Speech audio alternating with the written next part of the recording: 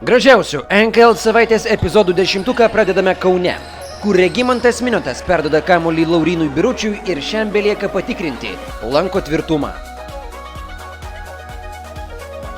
9 vietoje ta pati salė, ta pati komanda ir tas pats lankas, tik jau kitas jaunasis žalgirietis.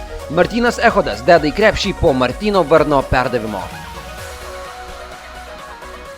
8 pozicijoje graži Vilniaus Perlo Emerų ataka ir Domanto Pipiro dėjimas po kombinacijos 2-2.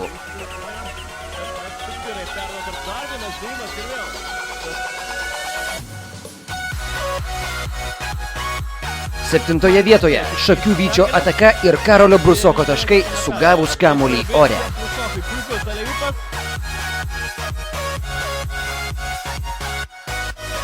Šeštoje vietoje ilgarankis Matas Jucikas, kurio rankų miklumą jau pirmoje rungtynių atakoje pajuto Deividas Keburys.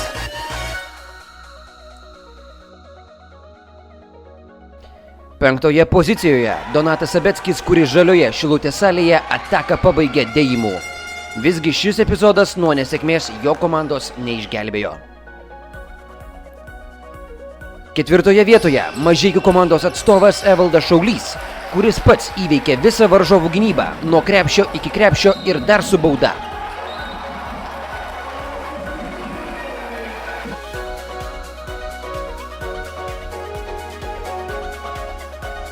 Gražiausių epizodų trejetą pradeda mūsų jau matytas Karolis Brusokas, kuris blokuoja Gyčio Brazausko metimą.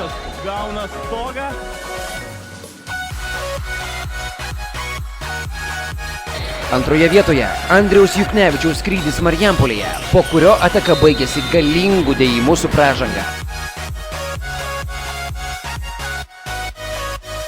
Gražiausią savaitės epizodą sukūrė Perlo Emerų gynėjas Margiris Normantas, perėmęs kamuolį ir tuoj pat galingai įkrovęs jį į krepšį.